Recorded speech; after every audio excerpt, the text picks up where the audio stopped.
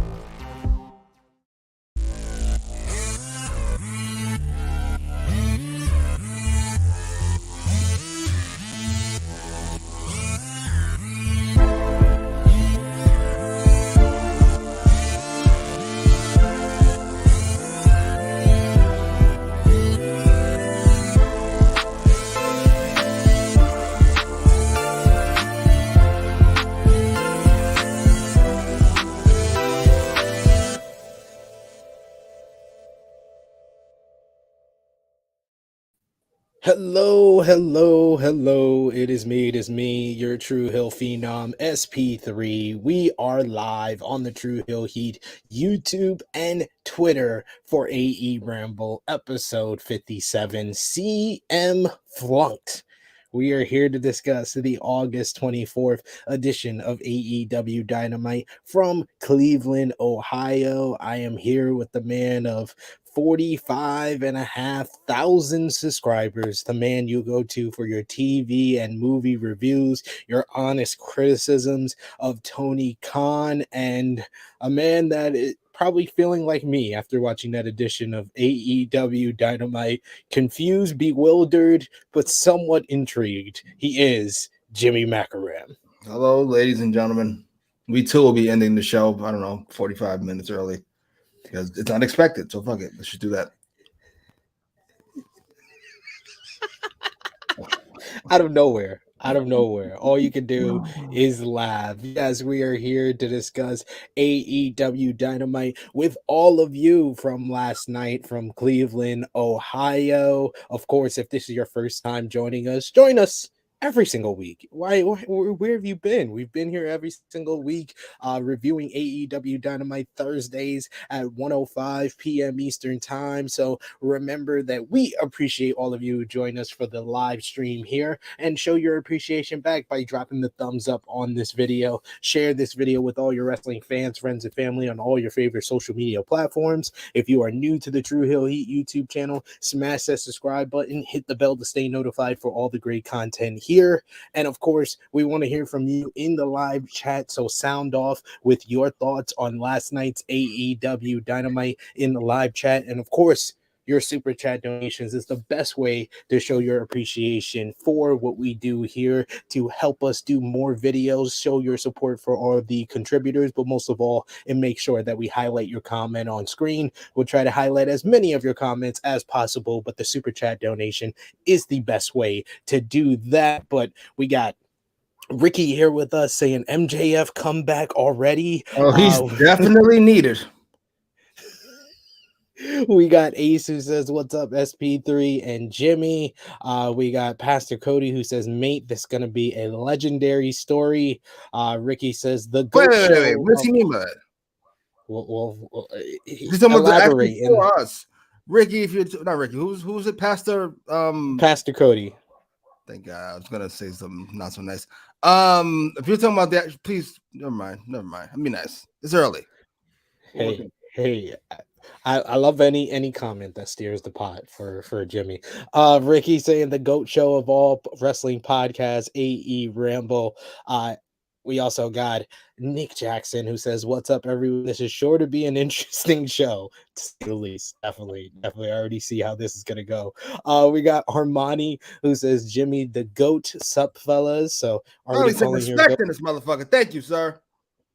CM says, okay, I think today may be a new record of earned disclaimers. Earned. See, she specified. It's going to be earned disclaimers. Earned, right. Not making fun of pastors and their fucking creepy cults. Earned disclaimers. The words and opinions of Jimmy Macram do not necessarily reflect those of True Heel Heat, its viewers, or affiliates. That was a layup. That's on me. Yeah. You was like, let me test things out. Let me see if my jumper is on right now. Let me throw this up from the logo. See if I get it in. EVB says all you can do is laugh at this point. Jesus, he's worse than me now. I love you, EVB. Welcome to the dark side. You have totally transformed him. It's quite remarkable how you chipped away at his positivity towards AEW. It's like when AEW. Those people who hate gay guys go to like the therapist. That's what the therapist does. He slowly chips away. We know you're like, guys, you just got to knock all that fucking MAGA stuff off you first. We'll get there. The words and opinions of Jimmy Macram do not necessarily reflect those of True Heel Heat, its viewers, or affiliates. Every Republican senator that hates gay guys ends up getting caught in a rest stop somewhere. Be honest. ALW says SP3 and Big Jim, what it do, fellas? Hope all is well. I'm just like, so...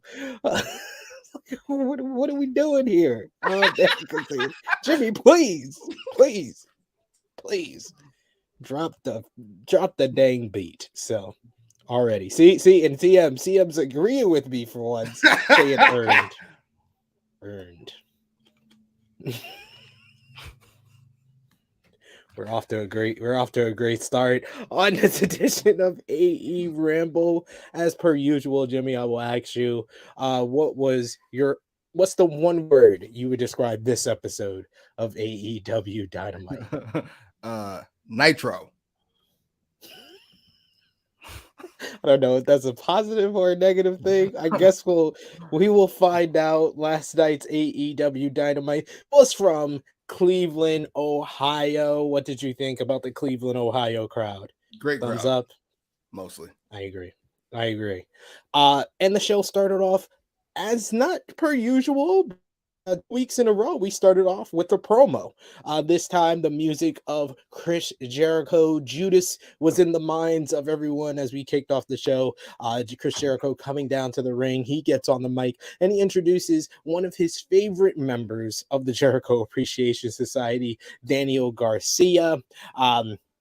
As Garcia comes down to the ring, the fans are chanting, "You're a wrestler" at Garcia. Jericho tells the crowd to shut up. And then Jericho explains that he understands that Garcia went through a war with Bryan Danielson last week, but he did something that he wasn't supposed to do, and that's slapping his hand away. And all Jericho wants him to do is apologize. Garcia talks about sharing the ring with his hero, Bryan Danielson, and something that he always dreamed about. He says folks are talking about it being one of the greatest Dynamite matches in history. Garcia says that he wants the kids at home to feel the same way he felt last week. Wait a minute. We gonna let that slide? Best Dynamite match in history? What? Hey, he said one of. He said one of. He said some people in the top 30. Some people are calling it the best Dynamite match in history. Some people, maybe. Who? It's not top 3 Bryan Danielson Dynamite matches. That's fair. That is fair. Garcia said when Danielson extended his hand and wanted to shake his, it was a moment he dreamed of, and Jericho ruined that moment. Jericho says there will be more moments like that because he is the greatest technical sports entertainer in the world. So now Jericho wants Garcia to say he's a sports entertainer. Say it. The music of Bryan Danielson then hits to bring out Garcia's hero. Dragon gets on the mic and he says that he noticed that Garcia's mentor, Chris Jericho, is trying to bully him into saying that he's a sports entertainer. Danielson believes Garcia can be whatever he wants to be. However, Bryan agrees with the fans in saying that he's a wrestler. Jericho once again urges Garcia to say he's a sports entertainer, and Garcia says he has his mentor and his hero in the ring, but he's not ready to make that decision right now. Jericho tries to stop Garcia from leaving, and Daniel pushes him on his ass, dropping him before then leaving. Danielson laughs and says he isn't the biggest fan of sports entertainment, but that was quite entertaining. Chris Jericho picks up the mic and gets up and says he has heard people call Bryan Danielson the greatest wrestler, but he's never seen it. Jericho says he's the last survivor of Stu Hart's dungeon, and he has forgotten more about wrestling than Dragon even knows. Danielson asks Jericho who would his mentor Stu Hart think is the better wrestler. He then asks who would his hero Owen Hart think is the better wrestler. What if they wrestled a match right here tonight in Cleveland? Who would win? Jericho asks Danielson if he really wants the American Dragon, Bryan Danielson versus Lionheart, Chris Jericho, then he can have it. September 4th at All Out in Chicago. Jericho then tells Bryan that until then, he needs to watch his back, and this leads to Jake Hager coming from behind and attacking Bryan Danielson, laying him out with a big old spine buster, and Jericho and Hager standing tall, as we are now going to get American Dragon versus Lionheart at All Out on September 4th. What did you think about this opening segment? I thought it was great. I thought everybody played their role very well. Garcia kind of being conflicted in the middle of everybody. Bryan Danielson being the wrestler and getting some more of the wrestler of Chris Jericho out of him, and the Lionheart Chris Jericho that we got one of Jericho's best singles matches against Jon Moxley a few weeks ago isn't going away. It wasn't a one-off thing like when he decides he wants to be the painmaker for a goddamn night. This is a personality of Jericho I want to see more often, because the Lionheart gave us that great match with Moxley. Maybe we can get another with Danielson. But what did you think, Jimmy? First of all, I got to tell you guys this because I died laughing. After the second Stu Hart name drop in this segment, Cash goes, "Oh my God, are we gonna get a Stu Hart cameo in this episode?" And I died, so to speak, laughing. I just looked at him like, what? He said, "Oh, is he dead?" Wait, you didn't know? No, he was dead serious. Oh wow! I thought he was being facetious. Dead fucking serious. This was good. Daniel Garcia, this is probably the best he's been. I'm not gonna say he's exactly Meryl Streep or Denzel, but it was decent enough acting throughout with his conflicted feelings. And Dragon and Jericho were great as always. I wouldn't mind if we did a little more explaining on the sports entertainer versus wrestler part. Why do we just assume everybody knows what the fuck that even means? I mean, to be fair, 12 people watch Rampage and 55, I think, watch Dynamite. So maybe we all do know. Maybe there's no need to explain it. Fair enough. Yeah. To answer Annika here saying, has Jericho faced Danielson ever in WWE? Danielson's first match in WWE on NXT was against Chris Jericho. That was like less than 10 minutes, and then I think they faced again in 2013. So they haven't faced in nearly 10 years. So these are honestly 10 years ago. These are two different performers at this point. Jericho's a little less good. Bryan is just as great as he was in 2013. Agreed. Dragon is an age. He really is. He really is. He's an ageless wonder, it seems like. Couple of more comments that I see here. We got ALW says, I want Jericho versus Danielson. I just hate the sports entertainer versus wrestler stick. I'm fine with that, honestly. I don't think I don't think it's that much of a fact. Yeah, I just need I wouldn't mind an explanation. Apparently they don't know YouTube. I mean, consider how many people watch fucking Rampage. I don't want to know what the YouTube numbers look like, but let's just assume everybody hasn't seen it. Maybe we should put it on the show. That's fair. That's fair. And it's something that we usually say a lot with AEW. Like some stuff they put on BTE and on their YouTube channel. it would be nice to have. Can I ask you a question? I know we're getting into some of this stuff, but considering the booking of the last few weeks, last week being great despite it, and considering all the backstage drama, can we finally close the book and acknowledge that somebody doesn't know what the fuck they're doing? Somebody's never actually been in charge of anything in the fucking life. Can we finally acknowledge this, please? We can wait. We can go through the whole show first. I'll give you time to think about it as you talk. Go ahead. Hey, I'm not as down on the booking as you are and while everybody else is. I will say, as far as maintaining egos and locker room morale, yeah, it is showing that he is inexperienced, to say the least. No. You're 3 years. You're not inexperienced. You fuck up the fries at McDonald's. I've only been here 3 years. You're not inexperienced, sir. You just suck.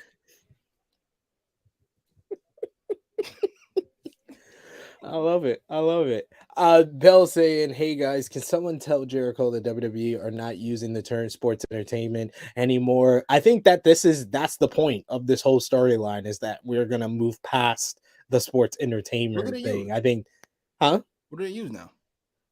Well, they haven't really referenced sports entertainment as much as they did before. Everybody, I think, is putting too much value into a one-off line from Drew McIntyre in a promo 2 weeks ago on Monday Night Raw, saying WWE doesn't use sports entertainer anymore. Drew McIntyre said wrestler in one promo, so it's over.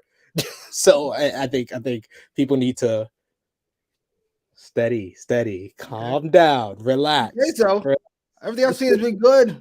I know Tony Khan's booking. He feels very shooketh to me. Let's keep it real. Yeah, he is.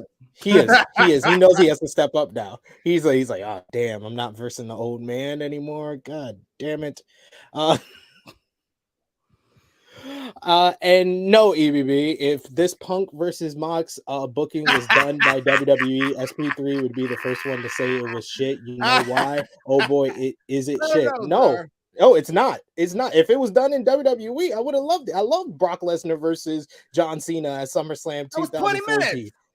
Hey, it was a one-sided affair. I don't care. I like being my expectations going in being subverted. I like this. EBB, you don't know me, so you can shut the fuck up. Moving on. Moving on. The music of FTR hits. Then I love EBB. Don't worry about it. Don't worry about it. Dax Harwood comes out with Cash Wheeler in his corner for our opening contest on this night. A preview of the trios match coming up at All Out. Dax Harwood tells Cash Wheeler to go to the back, so Jay Lethal does the same with Santam Singh and Sanjay Dutt, so we can get a one-on-one matchup. And these two guys are two real professional wrestlers, and you saw that in this matchup. They traded some hard chops early on, some filling out, some wrestling. Dax's significantly louder chops than Lethal's. Hardwood goes for the corner mount with 10 punches, but Lethal escapes and hits a second rope Russian leg sweep to gain control. Back from break, Lethal goes for the top rope elbow drop, but Dax cuts him off. Jay fights him off and hits a front suplex off the top rope, but Hardwood hits a punch to the ribs when Lethal comes off the top. Dax follows with 3 consecutive German suplexes at that point, with the last one turning him inside out. Lethal reverses another German into a figure 4, but Hardwood fights out of that. However, Lethal hits the lethal combination for 2. Jay follows with a dragon screw in the ropes and hits a tope suicida on the floor. Back in the ring, Lethal applies the figure 4, but Dax immediately gets to the ropes. Hardwood looks for a sharpshooter, but Lethal fights out and looks for the figure 4 again. Dax reverses into an inside cradle for 2. Jay hits a low drop kick to the bad will of Hardwood and goes for the lethal injection, but Dax reverses that into a slingshot powerbomb for a great near fall. They get "This Is Awesome" chants from the Cleveland crowd. Hardwood reverses the dragon screw into a pinning combination for 2. Dax finally applies the sharpshooter until Sanjay Dutt comes down to the ring to distract him. We get series of near falls from Dax, with the last one off a second rope cross body. Nice little display. You love when FTR pulls out the high flying moves, and commentary put that over as well. Dax hits some chops and then an uppercut, but Lethal reverses an uppercut into a backslide attempt, and they fight for position and reversals until Lethal gets a roll up with a handful of tights for the win. Really good technical wrestling in this opener, some rock solid work from both guys here. But the post matches everybody was talking about, as Sanjay Dutt gets on the mic and he announces that they challenged FTR and Wardlow to a trios match at All Out, but they never told them who would be on their team. Dutt says that it's not going to be himself and Phantom saying it with Jay Lethal, that instead they will be facing these men along with Jay Lethal, and they are the Motor City fucking Machine Guns. I can't tell you how fucking happy I was because, like you say, Triple H is making Tony Khan make booking changes and booking decisions. Also, the internet always makes Tony Khan make changes, and I think the internet shitted on this Sanjay Dutt, Santom Singh, and Jay Lethal versus FTR and Wardlow, and now we get the Motor City Machine Guns. We get Machine Guns, FTR at All Out. I don't care about Wardlow or Lethal. We getting the two of the best tag teams in the world in the ring. What did you think about the match between Lethal and Hardwood, and what did you think about the announcement of the Machine Guns? I love Dax. Jay Lethal is still really, really, really good, and this match was really, really, really good. But who cares? I mean, that's what I thought about halfway through. I was just like, I don't really care who wins this. I mean, it doesn't really matter at all. Motor City Machine Guns. It's better than Sanjay and Saddam Singh. So, hey, sure. It does feel very all-outish. I'm not mad at it. Do what you're going to do. Fine. Am I looking forward to this match? No. But more than I was yesterday. So, okay. That's fair. I do agree with, if I'm going to nitpick anything, it's like FTR has 3 fucking titles. You telling me we could have get FTR versus Machine Guns for the ROH World Tag Team titles, a title they've won before, or the IWGP Heavyweight Tag Team titles, the titles they never won before? We could have got that, and then you could have done Wardlow, and I don't care if you did Wardlow and Lethal at Battle of the Belts. You could have done it again here. That could work, or we could just move on with life. I haven't. It's like, please just move on with life. Poor Wardlow. Who misses MJF more than that guy? He's been the biggest victim of the MJF angle altogether. Like, he became like the 8th most important thing after beating the guy that everybody was talking about. I don't know. Look. He squashed MJF for the pay-per-view. This should be the fucking biggest thing in his life. But no, we've got a plan. We're going to stick to our shitty plan. The shitty plan is the TNT title. Damn it. Hey, if they give me FTR versus Machine Guns at Grand Slam, not the following Dynamite, give me that at Grand Slam, I'm here for it. Me too, because then I won't feel bad about not going. You won't feel bad about not going to see Machine Guns versus FTR? The team you say is the best tag team in the world? First of all, I say, everybody says, except, and even you say, what are we even talking about? Yeah, I do. I do, but I'm saying I'm going to Grand Slam because I want to see that match. Listen, I used to love Chris Sabin when I was 17. Hey, I interviewed him. How long ago was that? He's really good still. I'm sure he is. I've seen this already. I've seen it for a decade. How did you not see? How did you see it? It's never been done before. FTR. No, I've seen Chris Sabin. I've seen FTR. I'm right. Who cares? Who cares? Same way I feel about this match. It's a great match. Love it. Good job. What was the point? So what? I love how. Am I the only person that? No, this is a good example. After I watched Down, I tried to show my sister like an Ari Gold compilation because they're hilarious. Mm-hmm. But it's only hilarious if you know what the fuck is going on. If you invested in the story, it's hilarious. Just some random clips. Who cares? That's what these matches are. I don't care. There's no point. Sorry. That's fair. Next was my saddest part of this whole entire show. Backstage, Tony Schiavone interviews Thunder Rosa, who reveals that she has to step down from in-ring competition due to injury. It sounded like she was saying she was relinquishing the title, but then she went on to say that they were going to decide an AEW interim women's world champion at All Out, that it will be a 4-way, and she sends her best wishes to her partner, Tony Storm, hoping she gets the job done. She had tears in her eyes, and it's been revealed by PW Insider that Thunder Rosa suffered a disc issue in her back that she's been trying to work through, and that's the reason why she has to step away from in-ring competition. And you're laughing at this woman's pain. I gotta be honest, I was really emotional. Oh, that's not true. But I was concerned with her emotion. As I watched the promo for the first time, I was like, this feels real and it feels very sad. And it's a shame she has to give up the belt. Wait, what? You was out here crying about an interim title? If you don't get the fuck out of my face, this bullshit. The words and opinions of Jimmy Macram do not necessarily reflect those of True Heel Heat, its viewers, or affiliates. You were just waiting. You already decided a minute ago you was gonna give it to me. You already decided. I'm just saying. I don't listen. It's very. I wish Thunder Rosa was at the pay-per-view, but can we not do interim belts? We did it once. Can we just strip her? I mean, hey, it worked. It worked. It worked the last time. What is it? It worked in what way? It worked because Jon Moxley became the top star. The title and the champion became the top thing on the show again. Which would have happened if it was an actual belt. It would have happened. Instead, all you're doing is devaluing your belts. I don't understand. How is it devaluing? It doesn't devalue it in MMA. Here comes it. Yes, it does. Nobody takes interim champions seriously. Fucking bum about to get beat up by the champion. I'm sorry. Hey, the last 2 times they did interim titles, the interim champion defeated the world champion.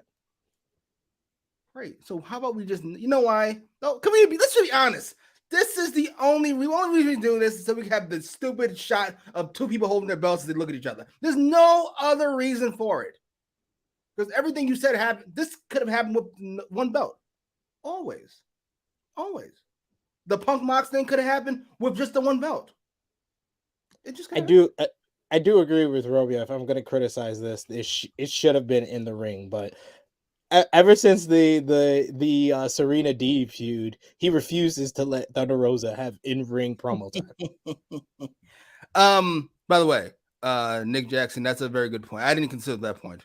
Tony Khan does already have a reputation for being a scumbag when it comes to vaginas. We can't have Rosa give up her belt and Punk didn't have to give up her. That's a fair point, sir. I didn't consider that. That's a fair point. You got to consider your Vince McMahonness. Fair enough. Gotta consider Vince McMahonness. I didn't consider it. And then Romeo said the same thing. Jimmy isn't thinking about the outrage that would have happened if Punk keeps his title, but Rosa has to give up. Fair enough. Yeah, but now he already doesn't seem like he likes her very much. That he's just making it obvious. Fair enough. All right, but now we're even. From now on, everybody has to give up their fucking belt. If you're injured for more than 2 months. That's fair. You're setting the bar. If you're injured for more than 2 months, Punk was just at 2 months, to be fair. So apparently it was more than that. We just needed him back for this fucking rating, which didn't even happen. And we'll get there. We don't know yet. We'll fucking get there.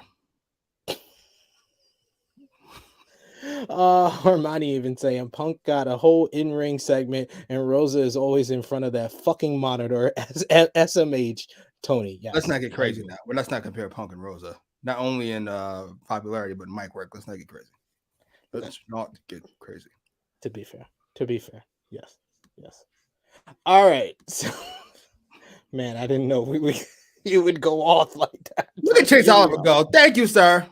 Don't let them just throw out buzzwords, these Donald Trump ass motherfuckers. Don't let them do it. They just throw out shit, then you just hear what you want. Don't let them do it. Nobody gives a fuck about interim belts at all. At all.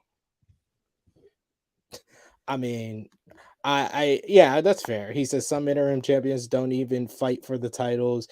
Brock didn't even fight for the interim heavyweight title. He fought for the heavyweight title when Nog was still interim champ. We also got Bell, who says, I'm more excited for Shayna versus Liv than the 4-way, and that's takes some doing. Feel bad for Rosa. AEW needs to step up with the women's division and fast. I've never seen a comment that I both agree and firmly disagree with. The first part of that, no one in their right mind, unless you did a whole lot of drugs when you woke up this morning, is excited for Shayna Baszler versus Liv Morgan. I am. Liv Morgan is more of a lame duck champion than how Tony Khan has booked Thunder Rosa. You would think Tony Khan is booking Liv Morgan the way she's been booked, and you don't even watch the product. So stop I it. watched Shayna kick that lady in the face, which is all I That's needed. all you saw. You saw a Twitter clip. All I needed to be sold on it. I saw her fucking fake stomp. They kick somebody in the face. I don't know who you are, lady, but I'm a fan. Doesn't take much for me. I just need a story. The way he booked Liv Morgan has made Ronda Rousey the most popular woman in WWE. Which is the goal. At least Triple H knows what he's doing. No, it wasn't the goal. He gave her a heel turn at SummerSlam. Listen, fucking up motherfuckers doesn't make you a heel. Never forget it. Never forget it. They thought it did. But here we are. Next, we hear the music of the Gun Club for Colton Gunn coming out with Austin, as Stokely Hathaway is in the front row for this contest. The Acclaim come out with Billy Gunn for his entrance, and the Acclaim say a rap where they say that the Gun Club have been a problem and young Billy should have wore a condom. And that Billy is going to beat him so bad that they will have to have another talent meeting. So to complete silence, by the way. Yes, because Twitter is not real. They had a talent meeting because of all the backstage drama that's been going on in AEW. One point that I know Dave Meltzer of Wrestling Observer mentioned is that they didn't bring up the whole CM Punk issue, and more of kind of was like rally type of promo, and also it was also due to WWE has been basically somewhat or been skating the line of contract tampering by contacting contracted AEW talent and trying to see how long they have on their deals. And now the AEW has sent their legal team to send a statement to WWE. So what's your thoughts on the whole talent meeting, talking about the backstage drama going on in AEW, as well as WWE trying to steal folks from AEW? This only works because Steph and Triple H in charge. You've seen the same letter to Vince. I'm not sure he reads it right over his shoulder. But I love it. First of all, I love them attempting to poach guys always. I love the fact that Dummy is not going to take it, or at least do his best not to take it. Listen, whatever's going to happen is going to happen. I wonder who's out there snitching is my question. Who's out there letting Tony Khan know what's going on? I don't know who that would be. My guess would be Keith Lee if I had to guess. No offense, he looks like a snitch. Sorry, sir. I love you, but you're making me guess. Baby Swerve. The words and opinions of Jimmy Macram do not necessarily reflect those of True Heel Heat, its viewers, or affiliates. Now we're calling Keith Lee a snitch. I didn't say he was a snitch. I said he looks like a snitch. Like a snitch? Swerve is possible. Who else? Maybe Adam Cole. I wouldn't be surprised if Adam Cole wants to get the fuck out of here. I apologize, Keith Lee. Maybe Adam Cole.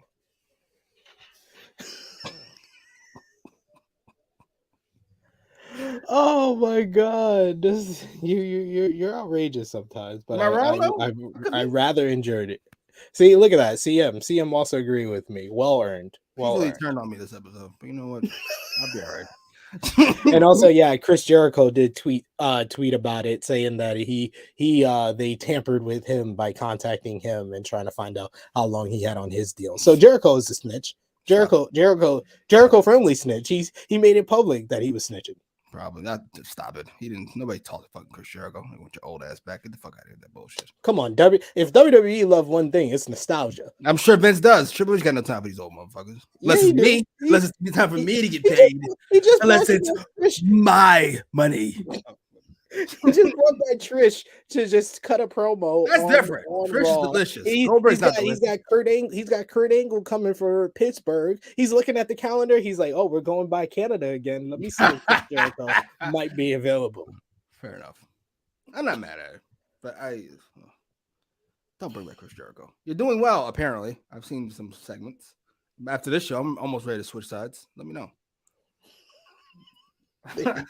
There you go. You guys all who have asked me, you want to see Jimmy on Rated Raw Superstars and talking WWE pay-per-views, it might be coming. I know it's an AEW event, but I fucking watched that Dexter Lumis indie, whatever fucking name is, segment on fucking NXT. Hartwell segment. That was brilliant. Oh my god. That was like a real love story movie. Dude only came back to console her, kiss her, and then handed her letter before the cops came and arrested her. Oh, this is great. And then I watched the fucking playlist of all that fucking goofy ass segments. Oh, this is brilliant. I'm ready to jump, H. Keep it up. You're as fucking awful as you were booking while you were a wrestler. You are infinitely better. Now that you're not involved. Now that your ego's not involved, you're infinitely better. There you go. When Eagles not involved, Jimmy is entertained more. We get Billy Gunn early on in this matchup against his son Colton. He gets the early advantage until Austin causes a distraction to give Colton control. Billy once again gets control and stomps a mud hole in his damn son, and then he realizes that's his son, and he stops and he's conflicted. During this confusion, Stokely Hathaway comes from out of the crowd and he hits Max Caster in the back of the head with the boombox. Austin takes advantage and runs Bowens into the steel steps with the referee distracted with what's going on the floor. Colton gets a low blow on Billy, hits the Colt 45 for the win. This was just kind of there. I think me and most Thunder Rosa fans were still recovering from the announcement. Like, damn, Thunder Rosa looked really upset, and it was a nicely timed bathroom break type of match. I think Romeo said that in the chat. Post-match, though, Gun Club accept the card from Stokely Hathaway. They then attack Billy and the Acclaim until the AEW World Tag Team Champion, Swerve in Our Glory, well, more or less Swerve, comes down to make the save, while Keith Lee pulls a Jeff Hardy and walks his ass to the ring to run off the ass boys. And then we get a little stare down between the Acclaim and Swerve in Our Glory. What did you think about the match here and the post-match? The match was fine. We're running through. I can't believe I'm saying this about this ridiculous angle, but we're running through this angle entirely too fast. That aside, match was fine. It was what it was. As for the post match, however, so who's Stokely Hathaway's crew now? We got them two, Jade kind of off to the side, and then who else? Paige, Ethan Page. One more. Who are we missing? You got Ethan Page, Lee Moriarty, Jay Cargill, and now he's got the ass boys. This feels very. Listen, I'm not. In fact, I just said, fucking Stokely Hathaway is significantly better than Matt Hardy, but this does feel very Hardy Family Office to me. As far as the mismatched fucking group of talent, but maybe he can pull it together. Maybe he can make it work. They're trying to give him kind of soulless here. Like they're trying to just save a bunch of people at once by putting Stokely Hathaway, who's just always entertaining with them. So I'm not mad at it. I guess we'll save the tag team stuff for the segment later on, because I already said what I had to say about that last week, but I'll repeat it. Well, let's just talk about it then. Because I knew you was ready to talk about it, but I was like, I'll wait, I'll do it in order. But you know what? Fuck the order. So later on in the night, we get Swerve in Our Glory and the Acclaim.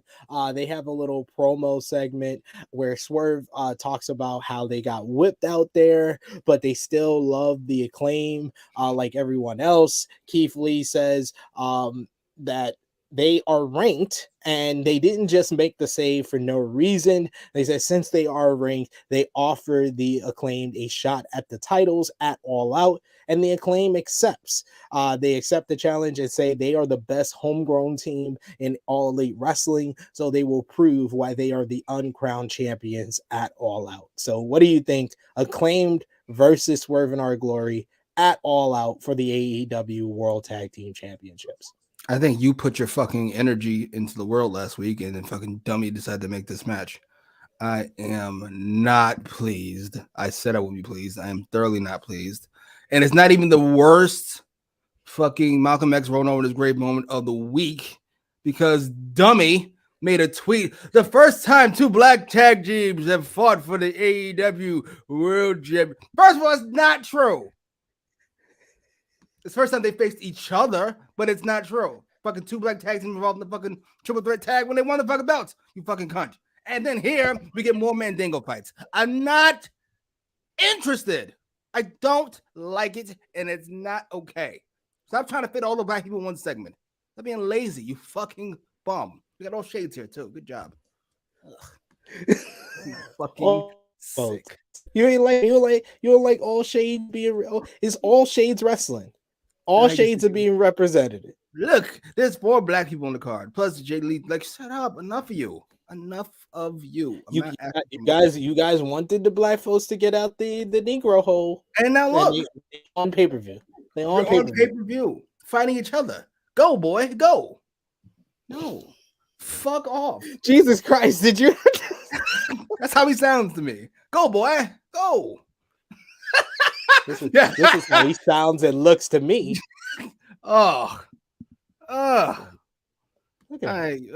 Just diversity. He's like diversity. I really wish Republicans weren't such scumbags, because the Democrats make me sick too. I just wish they. He's like I wish I could choose that side, but they're kind of scummy themselves. They won't let me. Fuck it. Hey, I like this as a choice for the All Out. I mean, I would have loved it more if it was FTR. I'm not gonna front. FTR at this point, they've been number 1 in the ranking for like 5 months. So it's kind of ridiculous at this point, but because they don't want to have them lose. FTR, that is fair enough. They put the belts on them. Fuck it. Why are we even pretending? Just fucking getting all the belts. Why are we fucking pretending like? And every time they come out, either JR, Excalibur, or Tony will say, FTR is the best tag team in the world. Why are we even having this discussion? Why are we even bothering with this? Come on, knock it off. CM says your last one wasn't earned, so there you go. Thank you. There you go. She's back on your side. Break up Swerve. And EBB saying Tony Khan, the savior of racism. Yes, absolutely. He's single-handedly helping the unemployment rate by helping all these black people who would otherwise be out, I don't know, fighting each other. Oh, fair enough. Go ahead. I mean, this is kind of art imitating life. Apparently so. We said to dress Keith Lee up in blue, and we'll put the Acclaimed in red, and then we'll just let them go out into the night. I'm gonna let that one slide. Backstage, we get Tony Schiavone interviewing Death Triangle and United Empire, and he announces that their matchup will be the main event. So everybody had their hands on their brow, like Ospreay says last time he was in the ring with Pac, it was a 30-minute time limit draw, but this time they are here for more gold for United Empire. Pac says that Death Triangle usually goes for the kill, but this time they will murder them. Death Triangle will teach them nothing. Nothing will get in their way in this trios tournament.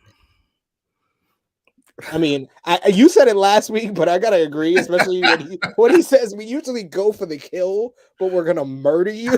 Like, Pac worries me sometimes. I think he's like dead ass. Only Pac would know and or care about the difference between murdering somebody and killing somebody. Murdering is typically with intent, and killing you can't accidentally murder somebody. You can't accidentally kill somebody, and Pac is just letting you know that this will be on purpose. He said the lines here. I'm going to pass it over there. This was fine. It felt like a bigger deal than maybe some of us thought. And I'm here for it. Yeah. Main event? Yeah. Absolutely not. But I am here for it. Yes. Next we had the women's segment in the first hour, Jimmy. In the let you know something. But technically, we're still gonna say it was about 20 minutes before the most important match of the night.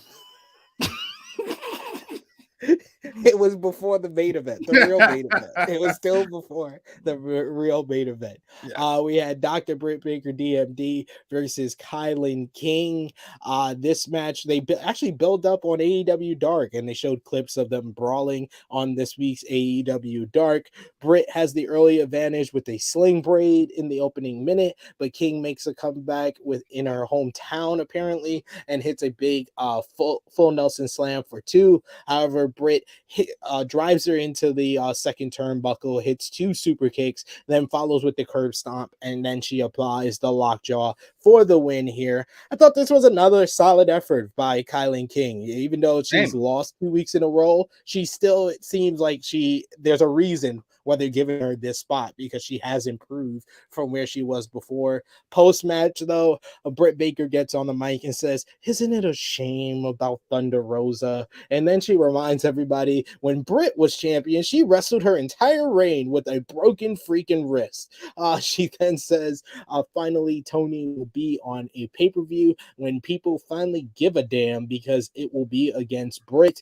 This brings out Toni Storm, who is immediately attacked from behind by Jamie Hayter, with Rebel with a Pittsburgh terrible towel after the Cleveland crowd was giving Britt a hard time. Before they can continue the beatdown in the ring, the music of Hikaru Shida, she's back on TV, ladies and gentlemen. Hikaru Shida comes out with the kendo stick. She chases off Britt in company in this one. So I thought that this was a nice little post match here, and this is building up to the 4-way that I wanted, but just not exactly the way I wanted it, as we're going to get Toni Storm versus Jamie Hayter versus Britt Baker versus Hikaru Shida for the AEW Interim Women's World Championship. What did you think about the match here between Britt and Kylan, and then the post match? Kylan King's been really good the last couple weeks. And she has improved. I was going to say she's improved, but I don't watch Dark, so I don't know if she's improved or not. But I know she's good enough. And I'm a fan. I don't watching Christian, by the way, later. I won't get into it, but I will say this: it showed me what's wrong with Baker's character at the moment, and that is everything she says is accurate, and that should never be the case if you're a heel. That's not how that's supposed to work. You're supposed to be delusional. And the fact she goes, "I wrestled when I was hurt, and then I didn't. I fucking Tony's on pay-per-view." But these things are true, so you probably shouldn't say them. We probably shouldn't have her say them unless they're ridiculous, which they're not, unfortunately. As for Shida, I know we always make fun of Sanjay Dutt for being out of the 80s. To be honest, Shida's 80s babyface. That fucking pointing at the ring. I'm gonna go get them. Like, all right, Hogan, just do it. I don't need to fucking see it. Just fucking get to it. I'm glad she's on TV though. I'll say that much, and not on Dark. The fucking women fucking. Ugh. So I have some breaking news here from Fightful Select, thanks to Romeo, who just messaged me. And Fightful Select has a further report about Thunder Rosa not competing at All Out. They say Thunder Rosa isn't competing at All Out and has heat with a significant portion of the people that are sources tell Fightful. Fife can confirm Voices of Wrestling's report that indicates that Britt Baker and Thunder Rosa can't stand each other, with that having been the case for well over a year. Still, the two attempted to remain professional and work with each other, and from what we're told, remain open to doing so for the sake of simply doing their jobs. However, Jamie Hayter has also developed heat with Rosa after she got her nose broken in a match recently. Much of the heat on Rosa has emerged from her working stiff in the ring. Word emerged shortly before Dynamite that Thunder Rosa was injured and wouldn't compete at All Out. Fightful Select has gained word that the original plan was for Toni Storm to emerge victorious and win the AEW Women's World title. Now she'll compete for the interim AEW Women's title against Hikaru Shida, Dr. Britt Baker DMD, and Jamie Hayter. And we've they have not learned of the creative plan set for the title since. Fightful had talent contact them on both sides of things regarding Rosa, with many saying that she's worked hard to help get other young women's talent booked, and others that perceive her as developing an ego and being difficult to work with. Those that Fightful talk to, who work with her at Mission Pro Wrestling, had positive things to say about her leadership when she's around. Fightful has been unable to confirm their reports that Thunder Rosa hid in a bathroom after the Jamie Hayter spot where she got injured. Rosa is said to have been injured, but the actual injury is unknown. Although PW Insider reported that it's like bulging disc in her back, and the extent of the injury isn't known, but it isn't a kayfabe situation by the company.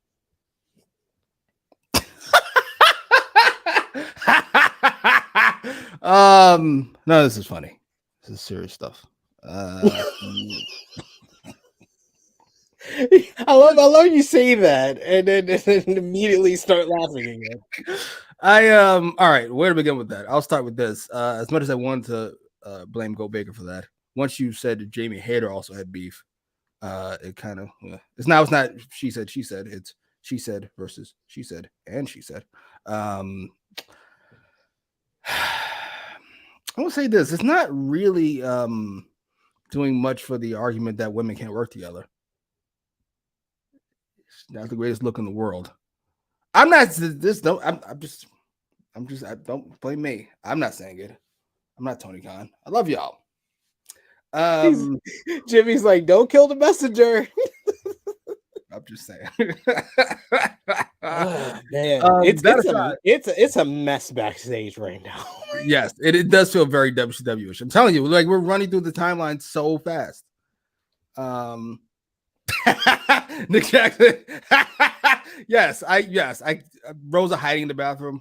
Like, come on, stop. Yeah, that's why I'm glad Fightful was like, we couldn't confirm that part of that like I was like, fuck, Voices of Wrestling, they've had good reports and they've been accurate on a bunch of the reports that they've done, even though they're not really considered like a reputable source. And when they said the whole, Britt and Thunder Rosa have heat, I was like, that's totally understandable. And then Jamie Hayter and Thunder Rosa have heat, I was like, Jamie's good friends with Britt. Totally understandable. Then when they said former MMA fighter Thunder Rosa hid in a bathroom and any of you look at the spot in the matchup, it was literally Jamie doing a brain buster and then coming down and Rosa's knee hit her face. What? That's an accident. If I'm Thunder Rosa, I'm not gonna hide in the bathroom. I'm gonna be like, it was an accident. What are we bad at? Like, yeah. It just feels like they don't like it. Now listen, whether they say she got an ego, that Thunder Rosa. They said that the people they talked to said that it comes off to some people that she's developing an ego or difficult to work with, but to them she's been a good leader and try to get young women's talent booked. I'm not against motherfuckers having egos, especially if you've earned it, quite frankly. And Thunder Rosa has, and if you don't like it, well, I don't know what to tell you. It's not my job to make you like me. I'm sorry. Oh, would you stop? Enough of your fucking nonsense. She's not the GOAT anymore, but she is. I love how it's always the females in the chat here. It's Britt, I know, right? The woman's division again. Haters over here. Enough of these people. Oh, but we're talking about that promo. Yeah, she should probably not she. Dumb sir. That's like Tony Khan saying stop with the narrative that I don't like women. Well, then you should do something about it. You should stop doing that. WCW was ran like a madhouse, yes, but AEW's fucking 2.5 seconds old. How are we this far into it this fast? When motherfuckers are running around, punch each other in the face, hiding in bathrooms. I know it's not true. It's just funny to think about. Her sitting on like the toilet stool, make sure nobody can see her feet. Absolutely. Oh, so you got Brian here, who is I believe this is actually the YouTube for Thunder Rosa's. So So it in Thunder Rosa's life. I won't put out the relationship, but this is actually the YouTube for someone in Thunder who's close to Thunder Rosa, saying people like to make up some good stories. They should write stories for AEW. You're telling on yourself, sir. You're telling on yourself, sir. Because the first part is great if you're defending Thunder Rosa. The second part is bashing AEW, and it's the fucking truth. I'm sorry. It is I agree the with you truth. 100%. It is the truth. We've been saying it. We are. Well, me at least. Y'all know I am a stock Thunder Rosa fan. She deserves much better than this. It just really seems like Tony does not care about women in general, the women's division in general. But if he does care about women, it's it's only two women. It's Jay Cargill or Britt Baker. That's all he cares about. Completely agree. I will say this, however. Talking shit about the company you work for is not the greatest idea. Talking shit about the company your spouse works for is a worse idea. Brian Cage's wife would like to have a word with you, sir. I would reconsider. Let this be the end of it. We're not going to snitch on you. We're not Chris Jericho over here, but that's why I didn't even say their relation. I said someone close in Thunder Rosa's life. I appreciate you coming on the chat. Y'all know how we represent Thunder Rosa here because she shows love to us, we show love to her, and Nick Jackson is absolutely right. This is a no Thunder Rosa slander permitted on this channel. This show is also a no Britt Baker slander due to Jimmy's relation. we stripped her of a GOAT title. We gave it back to Sasha Banks, but there you go. We can't have her slander. We can't do it. Exactly.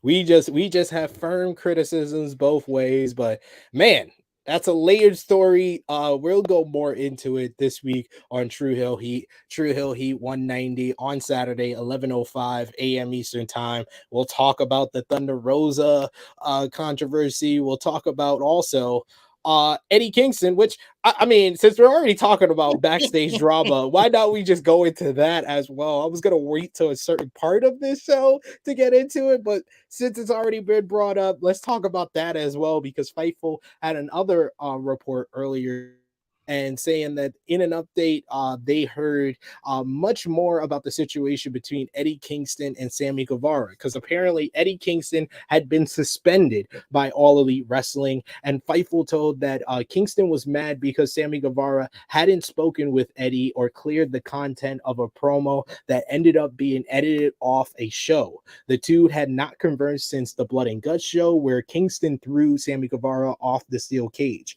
Fightful heard that Kingston had asked to work with Sammy, who didn't have a lot of people exactly angling to work with him after his feud with Scorpio Sky and Ethan Page didn't work so well.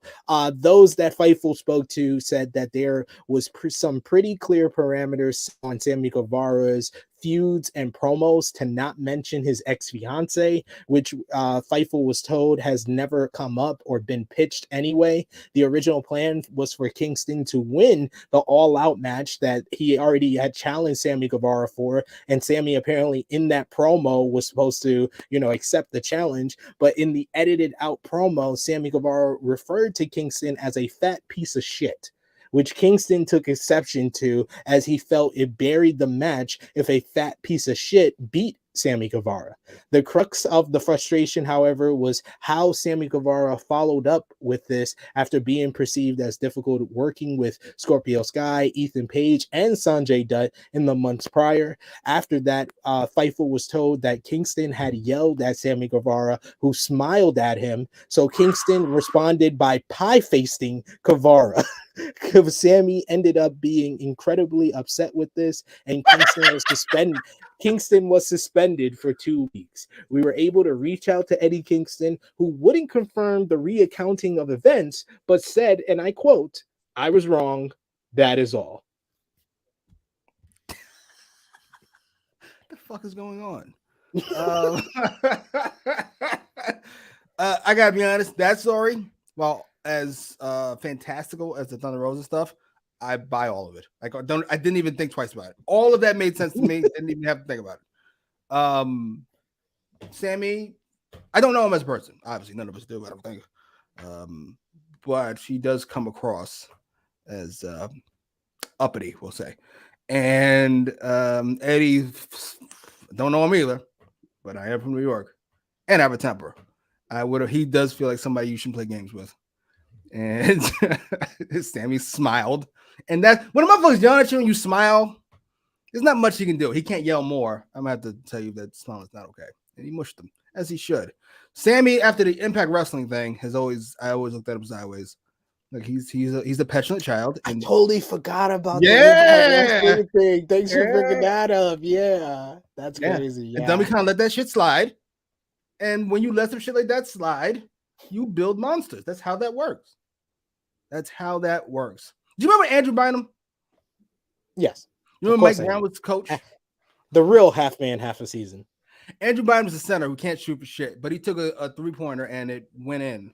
And Mike Brown didn't say shit. He didn't say shit to him. Then he took it again. He missed. Duh. And then they yelled at him. He's like, what the fuck is your problem? Because you can't discipline somebody just because it went well. Or come on. Like it's an awful, awful idea. And you've built a little psychopath. This ain't happening in Triple H locker room. Yes, that was of course Romeo with that comment. No, I can't blame Dummy for that. No, I can't blame Tony Khan for that one at all. Chase saying Eddie did nothing wrong. I just read this whole report. I was like, yo, Eddie, you is such a New York nigga. Like,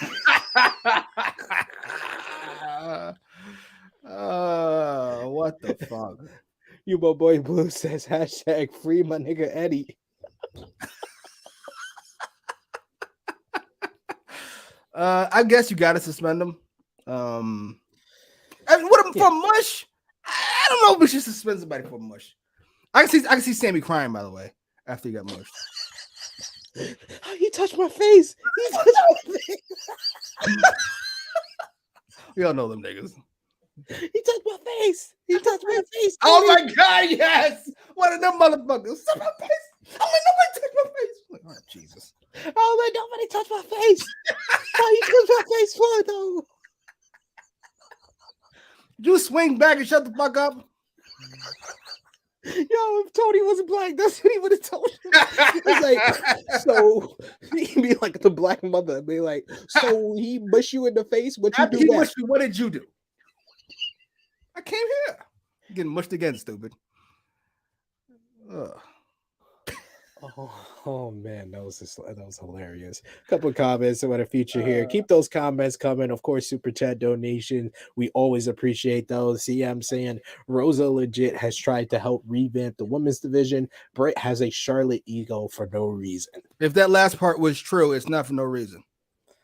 That's not how that works. Is fair. This is fair. He's put her front and center.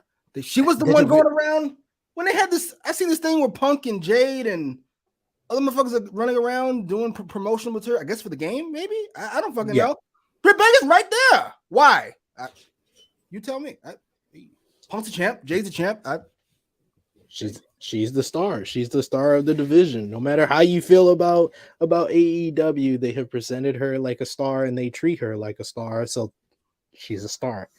We also got Ricky who says Thunder should have gotten the time sometime in the ring or the ramp to cut the promo. How do you feel about Thunder Rosa still in front of the goddamn monitor, even to cut a promo about her being injured and taking time off?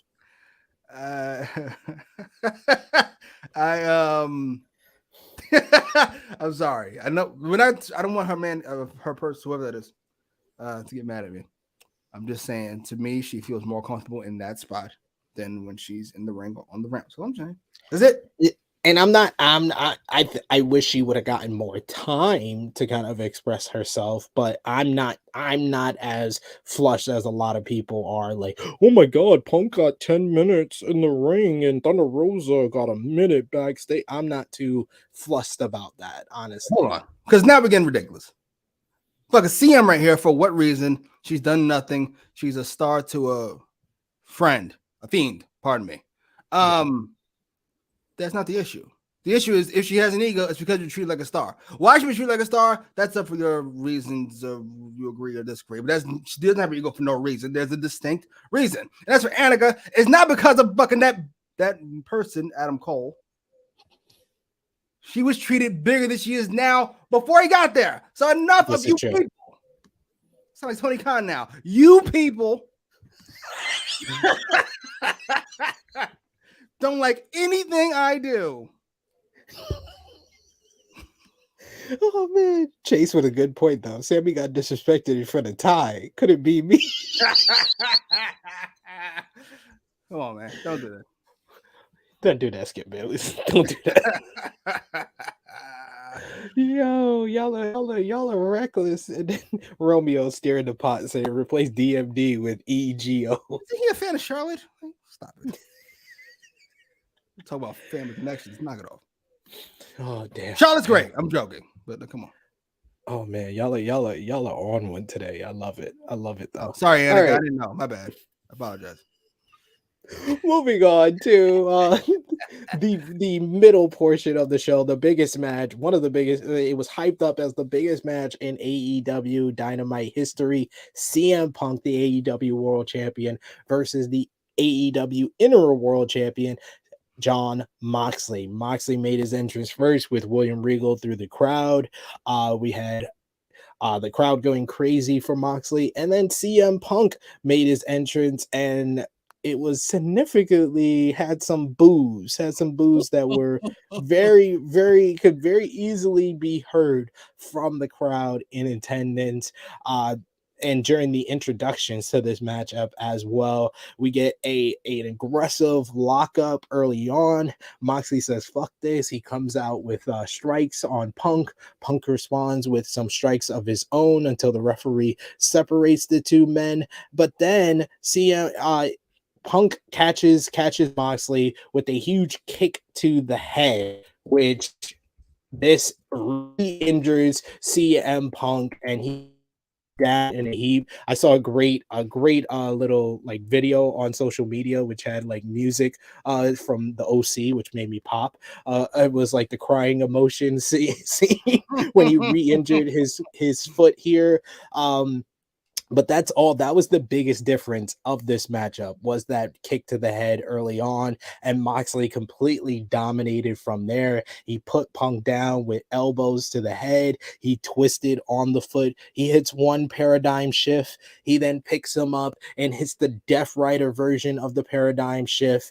And then 1, 2, 3, Jon Moxley defeats CM Punk in under 3 minutes. My notes are not as eloquent as I just put this. I just put, okay, aggressive lockup. Oh, Punk is injured again. Elbows, twisting at the foot, paradigm shift, second paradigm shift. Holy shit. Jon Moxley bodied CM Punk to become the undisputed AEW World Champion. My jaw was on the floor. I was completely stunned by this. Post-match, you get Punk being escorted out by Ace Steel and officials while Jon Moxley celebrates in the crowd, surrounded by the fans. Stunned. That's the best explanation that I could give you for all of this. What was your thoughts before we get into what Moxley had to say after this? What did you think about the match? How can I say? Oh, before I even get started on that, I'm not sure if you're fans, if you guys work with them. There's a podcast called The Angle Podcast. It's not Kurt Angle's podcast. It's called The Angle Podcast. Are you aware of them? And do you work with them?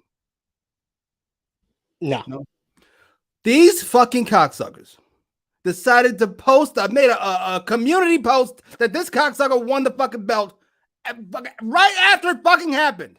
Why am I getting their fucking notification? I don't know why. Why am I being spoiled by The Angle Podcast? And why would you think it's a good idea to post that? You cunts. That was my exact face. What? That was your reaction. That's what I was gonna say. What? Oh, all right.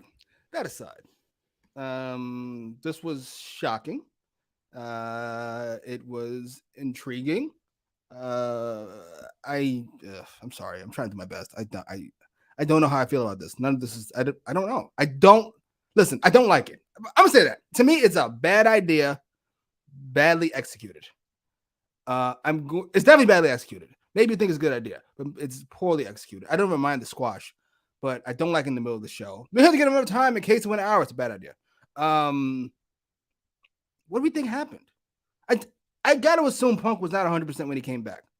Listen, the injuries will work, obviously. Let's not be ridiculous. But I assume he wasn't 100%. We tried the Papa rating, and this was always the plan, I suppose. I don't know. I don't know. I don't like this. I don't like it. That is fair. That is fair. This is a very debatable decision for sure. I stand firmly on the side of I absolutely love this because the goal of this matchup, if they are going to redo this matchup, they needed to, make it a finish that didn't give away what we're gonna get at the pay-per-view. And they didn't. You think we're getting this at All Out? Yes, we're getting this again at All Out. That's what I think is going to happen. And I think they are going to try to outdo WWE, and they're going to try to turn CM Punk heel in fucking Chicago. That's what I think is going to happen. I don't know how they're going to do it. I think that's a dumb decision to try to do that, but I just feel like that whole scene, the scene of CM Punk walking to the back, the heartbroken hero that came back, who was rallied behind the fans were behind him the entire way, to get completely bodied and destroyed and squashed in less than 3 minutes, and the fans going wild. And if I'm CM Punk, I ain't never going back to Cleveland. He needs to cut the promo like Joakim Noah did about going to Cleveland. This man walked out of WWE in Cleveland. He lost his first UFC fight in Cleveland, and then he comes back, first match in 2 months in Cleveland, and loses the AEW World Championship. I think CM Punk should hate Cleveland, but this subverted my expectations. I think it was a brilliant way to do it, and I'm more interested more than ever of what they're going to do at All Out, whether it's Punk versus Moxley with a stipulation, whether it's Moxley versus somebody else, whether it's Punk going in as a babyface, as a heel. I'm interested in all of this. This got me intrigued more into this. And I think CM Punk as the challenger in Chicago, it might get some last minute ticket sales because they want to see CM Punk win there. Let me start with subverting expectations. I'm trying to think of a movie. Oh, Doctor Strange came out relatively recently. Let's say Doctor Strange came out and then he saved the world from a monster. I don't know, 10 minutes to the movie. And then somebody walked up to him and shot him in the head. That would be subverting your expectations. That would not be good. That's not good. But you didn't expect it. Who would have expected the Sorcerer Supreme to get shot in the face? Nobody. But that doesn't make it good. And to me, this did nothing for Moxley. Listen, Moxley's super badass. And he comes across like a super badass. And this was great. AEW. Oh my God, it took you forever. Welcome, sir, to the dark side of the Force. As you fucking should be. To the dark side of the Force. Welcome, sir. I'm building a nice little crew here. Slowly but surely, we're converting the masses. So I forgot what I was fucking say. Oh, right. Moxley's already a badass. And then to me, this gives Punk an excuse for losing. So it doesn't make Moxley more of a badass. He took advantage of the situation. He looked cool doing it. But I definitely don't want to see a rematch. I know you said you're more excited. I'm not excited for a rematch. I'm not even interested a little bit. I need a completely different challenger. And I'm not sure I could take a different challenger seriously. Unless it's MJF, I have no interest in Hangman versus fucking Moxley. I don't want to see Punk Moxley too. I assume Punk's going away. Not forever. That's like don't work yourself into a shoot, so to speak. But a month, 2 months. Maybe he's not. Maybe have you guys ever considered that maybe the Triple H shithead fucking dummy shooketh? He brought CM Punk back early because he fucking wanted to get some heat back on the company. And then Punk wasn't ready. So we decided to do it now instead of this shitty match it all out. We do it here on free TV and everybody's happy. Let's consider that. Let's consider that. Yeah, it could be that. Maybe dummy just doing shit because he's, I don't know, a dummy. Could be that. It could be that. I'm just here for it. I'm just here for it. I You love think not being in the main event. I love this so much. Should have been the main event. Should have been the main event. No, See? because we would have known it was going short. See? That was my exact thought. That was my exact thought. You can't do it with 5 minutes left because that's awkward. Yeah. But you just have to. And usually they have set the precedent that other than like Jericho and Moxley, they usually have these world title matches early on in the show. Moxley versus open the show? Yeah, they usually open the show with it. So here's what you do. Okay. Let me ask you a question. I don't know if you're more whatever this than I am, but I know you can go over your time. Can you go under your time as a company? Can you talk to the network? You have to fill those 2 hours. Okay, so here's what we're doing. Here's what I would do. Ready? You do it with 15 minutes to go. You do the same match. Fuck it. And then Moxley just cuts his promo in the fucking ring, telling Punk to get the fuck out. Same promo. I really was like wondering how long the main event trios match was gonna go, because I would have left like maybe 5 minutes and they'd be like, oh, do the whole confrontation, the post match with the Elite coming out for United Empire. But I felt like they should have ended the show with Punk backstage responding and then challenging, like being like, I got screwed, where he kind of teased this kind of heel turn stuff and play into the reports, be like, I think I might be done, but I'm gonna ask Tony Khan before I'm done with this company. I need one more shot without the title, like threaten to quit. Did that be in the reports from Fightful Select? Threaten to quit, or you need the title rematch in your hometown. I versed him in his home state of Ohio, a place I hate in Cleveland. So now I want my rematch in my hometown of Chicago. I don't hate that idea. It feels very ECW rich. I'm here for it. That sounds fun. Start Rampage early. That could have worked. Like at least part of that. Don't want some match. Like, oh shit, we really didn't expect that. Here's a fucking another match. Fucking, I don't know. Jake Hager versus some bum. The tide is turning. Yes, it's over. Tide is over. It's over. It's over. It's done. It's done. I'm telling you, that dummy, Tony Khan, that is, has been fucking beating up children, and that children is a 70-something-year-old man.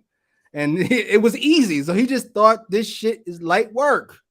He thought it was light work, and now he's got somebody who doesn't eat crayons, and all of a sudden he can't compete. Let's keep it real. Love you, Vince. I'm just saying, you peaked 20 years ago. I love you. I'm just saying. Hey, I loved it. I'm here for it. And I want to see this rematch.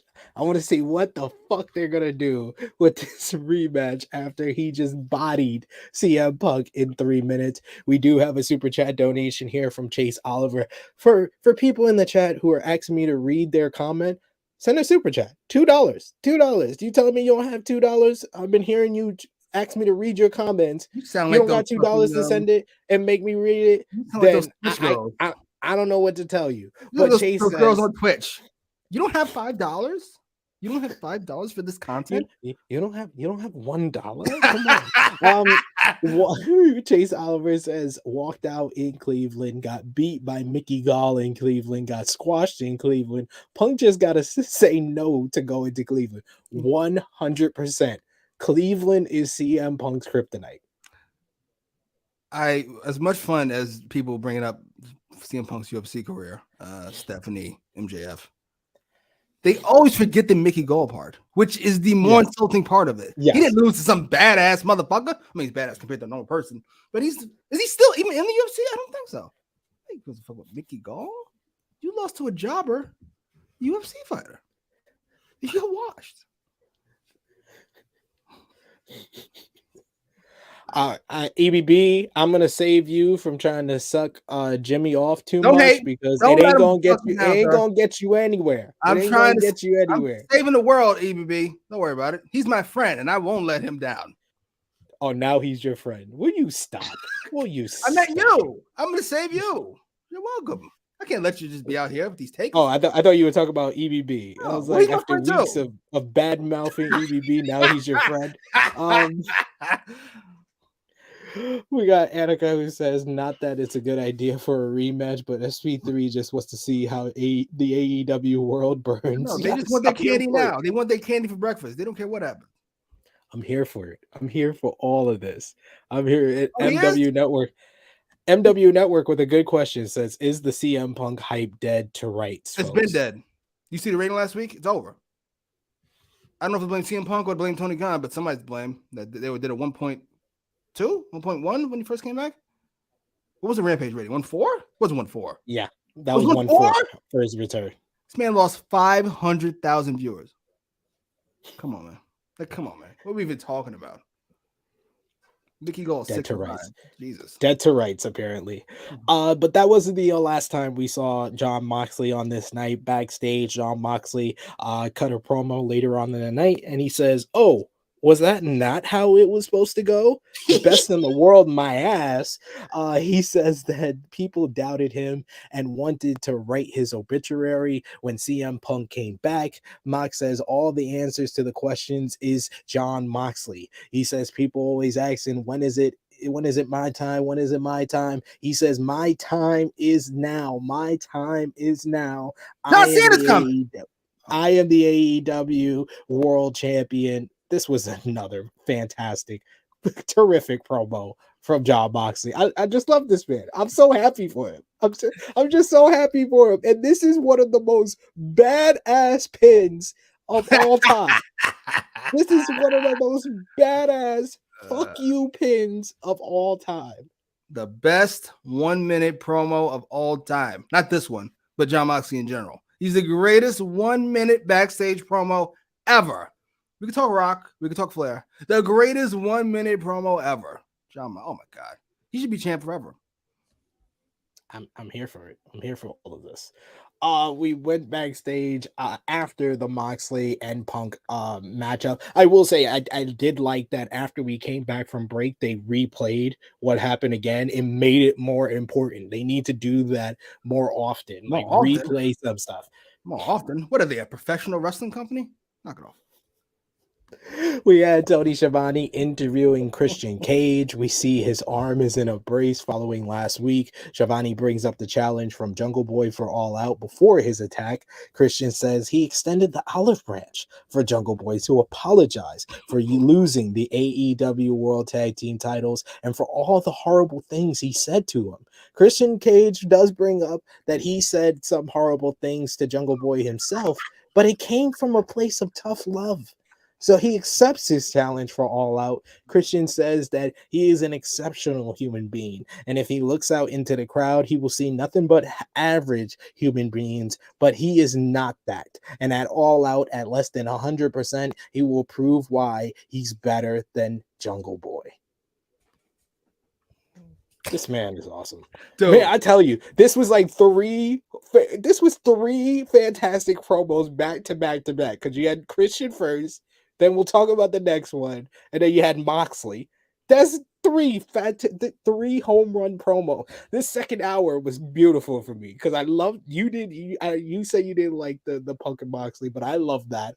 And then you had these three back-to-back promos, and then the main event, one of my favorite second hours of Dynamite ever. Christian is so good. Who do we complain about earlier? Oh, I saw about Britt Baker. Love you, Britt. But everything Christian said is not true. That's why it's hilarious. You got personal with me. I just tried to push you. You cost us the tag team titles, which is an outrageous statement in and of fucking itself. Christian is so fucking good. His heel turn, I can't think of it outside of Britt Baker again and the great Nick Jackson. I can't think of anybody whose heel turn has made them infinitely more enjoyable to me. Outside of those two. Yes, not the young Bucks, just Nick Jackson. Will you stop? Will you stop? You need to stop. We got a bunch of people still talking about Moxley here. He says, I agree with that. Best 1 minute promo. Yeah, that's fair. Honestly, we got I just love this comment. Prime time. It says, "Remember me of Hogan versus Goldberg. Goldberg smoke Hogan. I see CM Punk turn heel in Chicago next pay per view. All out. CM Punk screw Moxley. Then MJF pop up, become babyface, and then challenge CM Punk." Well, you be getting one of those parts of what you wanted there. If MJF turns babyface. I actually thought this, but you can't do that in Chicago. That's the only issue. That's the only issue with that scenario is that it's Chicago. If they would have booked All Out anywhere else in the world, I think CM Punk would get booed because of these recent reports. Agreed. Not in Chicago. They're still not cheering MJF in Chicago. I don't know. I think Varys come back. They will. They will. I'm so hyped. Unless MJ should be a babyface for the first month, like Triple H and Flair. When you come back, you're a babyface for a short time, but still. Yes.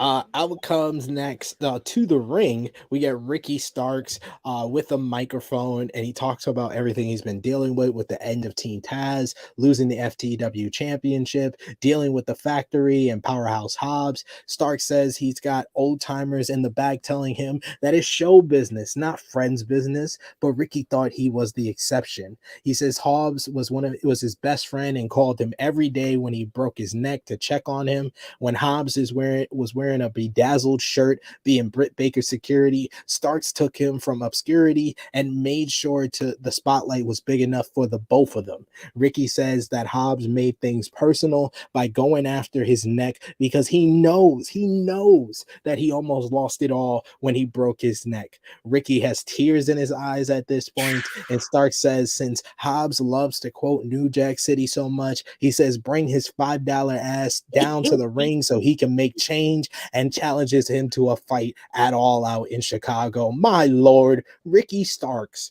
I thought he was one of the best heel promos before, but he is on a level of not a lot of.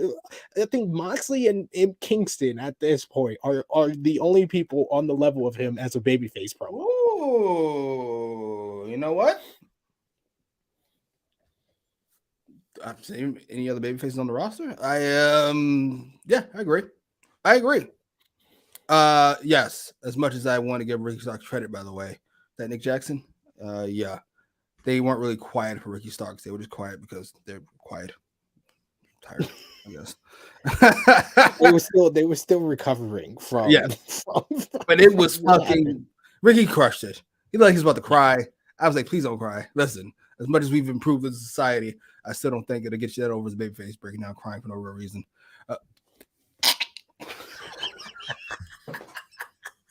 I had to highlight that comment. Man. Yes, to be fair, you're up to something with light skin rage. Whenever I hear about some Negro going upside this girl's head, he's always on the lighter side. Sorry, it's just true.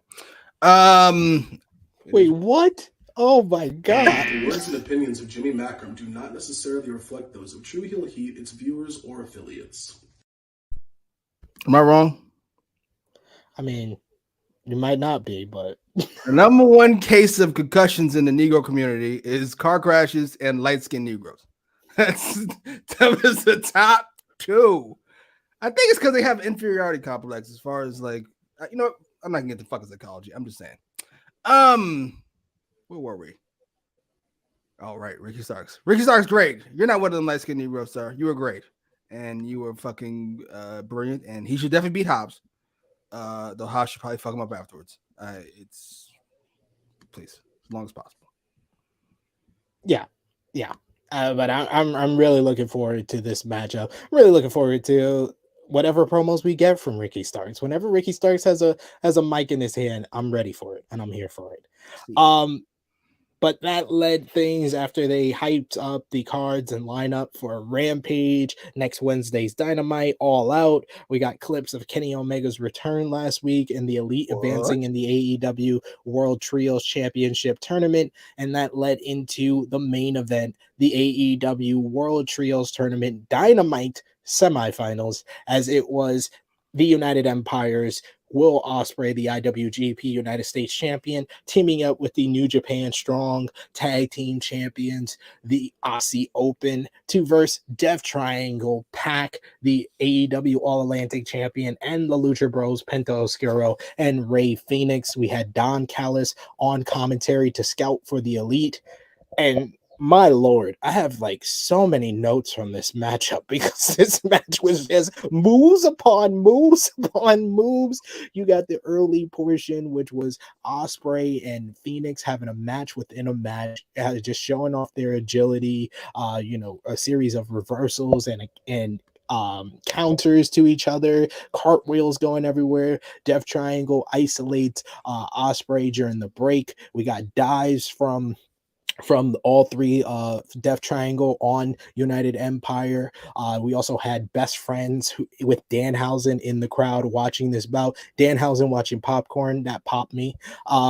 We had Phoenix showing off his agility with a lucha bouncing off the ropes, arm drags. You got Will Ospreay with the Sky Twister off the top rope down to the floor onto Death Triangle. We got the portion of this match that really lit me up was freaking Pac and Ospreay. Pac and Ospreay just going at it was fantastic. One moment they did a pair of stereo poison ranas to the Lucha Bros and Aussie Open, and then we got a big stare down portion which the crowd was going crazy for between Pac and Ospreay. They fought on the top rope. Rey Fenix then got involved and did a springboard Hurricane Rana to Ospreay, but Ospreay landed on his feet.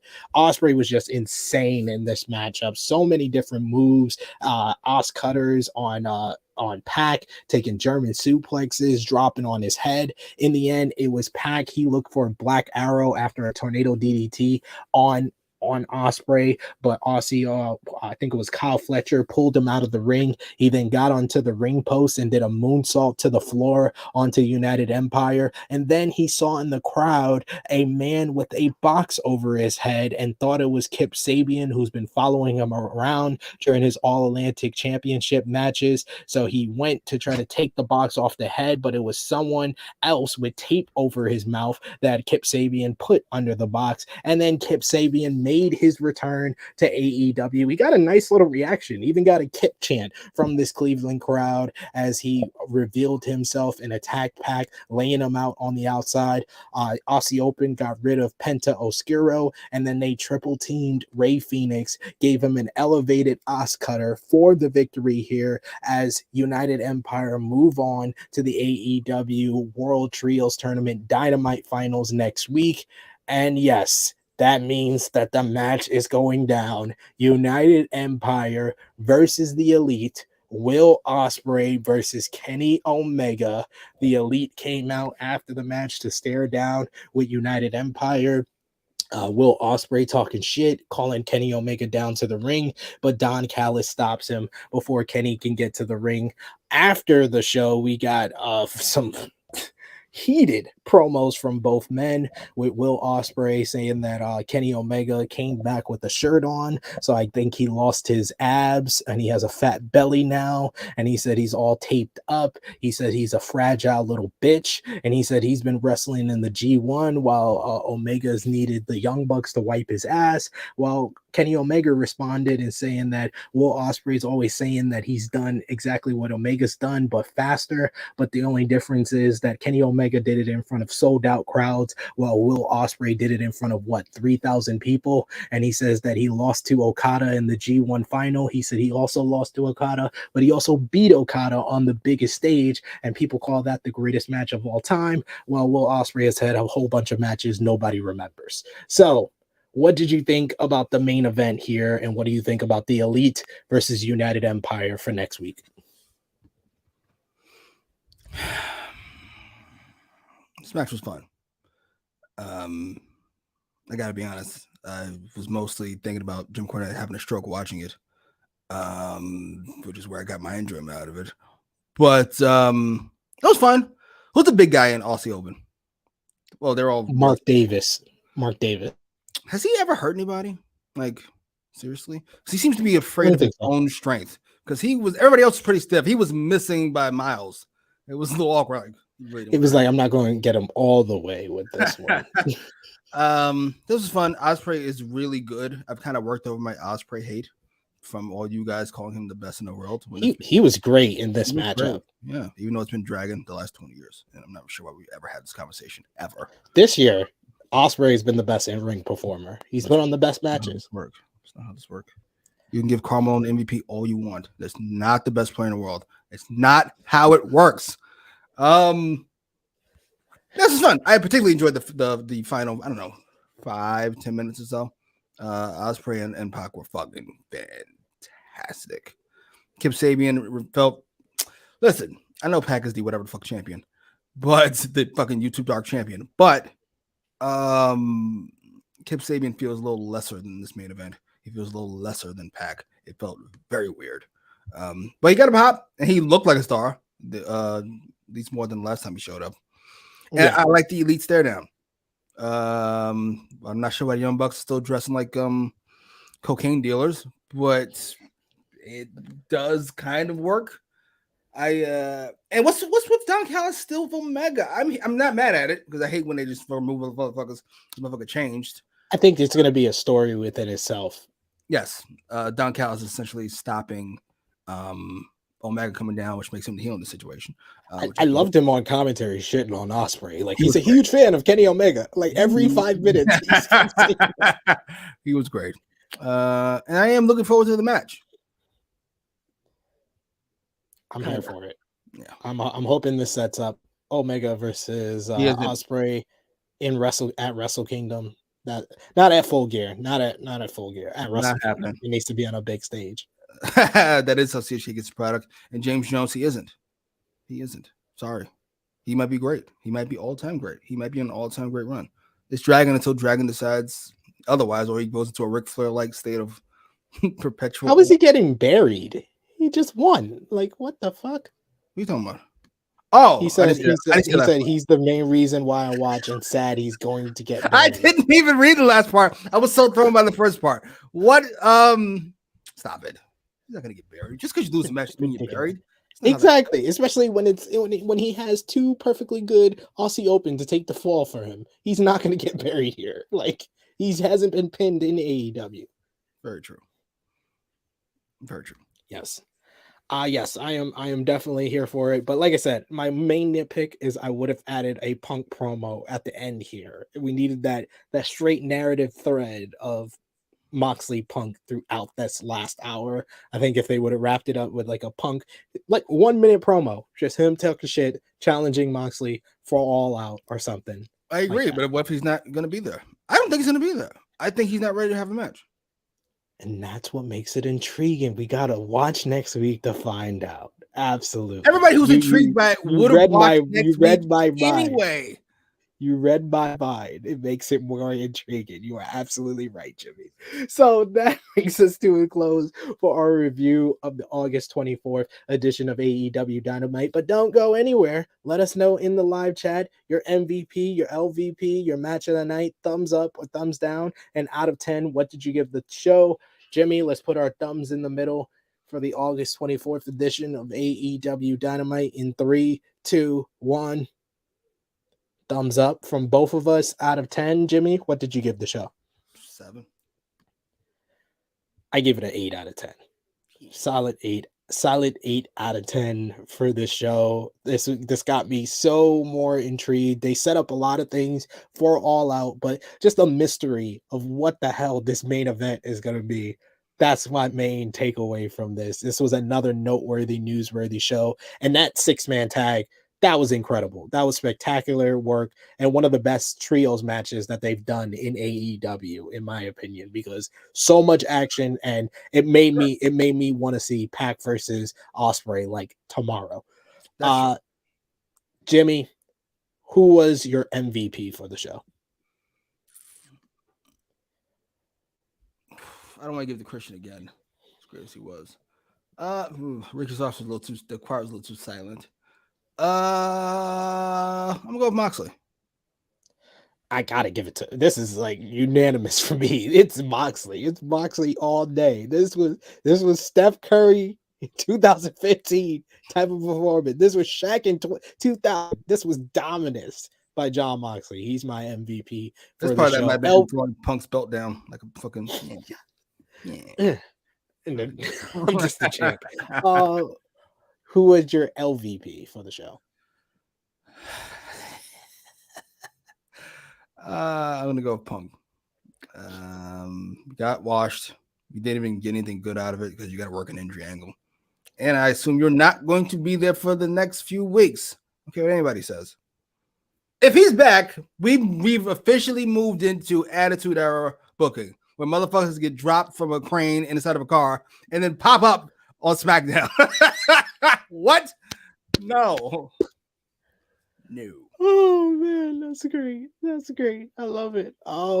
Damn, this is who is my LVP for this show? Yeah, it's gotta be Punk. It's gotta be Punk. I'm sorry. I just look at this picture and I'm like, yeah, you the LVP. You the LVP for this show. I'm sorry, sir. LVP. What was your match of the night, Jimmy? Main event. Even though I didn't love it, but I really liked it. So there was that. Yeah, I'm here for it. I love that trios match. Like I said, one of the best trios matches that AEW has ever produced. Compared to what? I really enjoyed it. Can you even name another trios match? The other trios matches that they had. Elite versus Death Triangle. House of Black versus Death Triangle from Double or Nothing. Yeah, that sounds like something that happened or that could have happened. Yeah, sure. All those fucking trios matches blend together on me. None of them stand out at all, even a little bit. Ugh. You're ridiculous. You're ridiculous. I hate you sometimes. Come on. I really do. I really hate you sometimes. But yes, Jimmy, that brings us to a close on AEWramble episode 57. Please let the people know where they can find you on social media and what you got going on throughout the week. At Twitter, unless you're the Angle Podcast, then you should fuck off slowly. At Instagram, at Jimmy Macram, on YouTube, at Jimmy Macram. Please stop spoiling stuff in your posts. You wait a couple of hours before the show is over. You're not going to get more engagement because you decided to spoil people on a fucking match. You cunts. Why would I even look at your I blocked you now. I might have been mildly interested in your content, but now I have no interest. Oh, that's great. Full on red on the Angle Podcast and extension, the comic book. Check it out. JimmyMacram.com. Follow me on the Twitter machine at TrueHillSP3. Follow the gang, Facebook, Twitter, and Instagram at TrueHillHeat. Patreon.com/TrueHillHeat, $3 a month, more exclusive content. And of course, ProWrestlingTees.com/TrueHills for all your True Hill Heat merchandise. We got content up here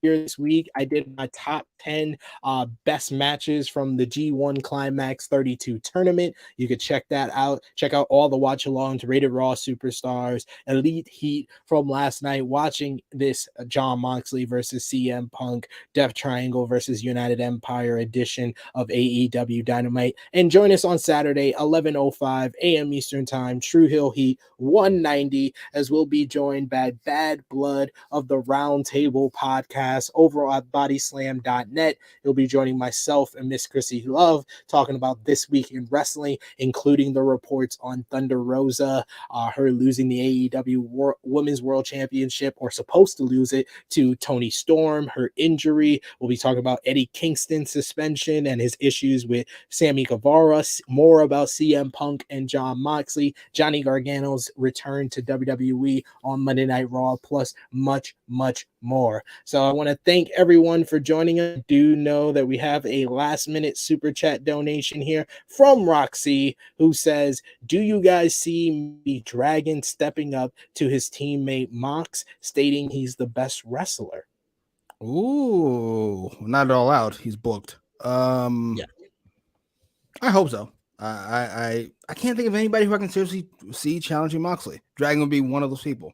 I don't know. I still don't know how I feel about that fucking match with Moxley and Punk. I don't even know how I feel at all. You're still conflicted. You're still. Thank you, conflicted. Romeo. I just, wanted the same thing. BCC didn't come out to help. There's 27 of these hey, cocksuckers. he only Nobody came he only out. had Mox and Regal there from what we saw on this show, and Mox was focused on Punk. Yes, this is what I'm saying. This is why motherfuckers should be using their backstage segments more effectively. That could have been a conversation that Dragon and Regal had. Or we could have seen Moxley and Regal backstage working out or something. It could be 87 different things you could have do. Fucking Tony Khan stinks. Can we acknowledge this? He doesn't do the big things right. He doesn't do the little things right. Can we acknowledge this? Jesus. Claudio's on Rampage. Oh my, this is what I'm saying. Hey, Rampage is on Fridays in K Fabian. So I'm all right with that. Come on, man. For Jimmy Macram, you can see him next week right here, Thursday, 1:05 p.m. Eastern Time, complaining about more AEW Dynamite. You'll see me there next week, and it's all out week next week, so I'll be in Chicago as well over the weekend, but we'll have our all-out preview, our all-out watch-along, True Hill Heat on Saturday ahead of Clash at the Castle. We'll have Clash at the Castle preview as well, and we'll have the review. Hopefully Jimmy will join me for the review because it did so great the last time. Wheeler useless. Absolutely. Yes, Wheeler useless. Then he spelled it right. Wheeler useless. That's a perfect way to end off things on this edition of AEWramble. For Jimmy Macram, I'm SP3, and we will see you next time. She looks so sad. She really does.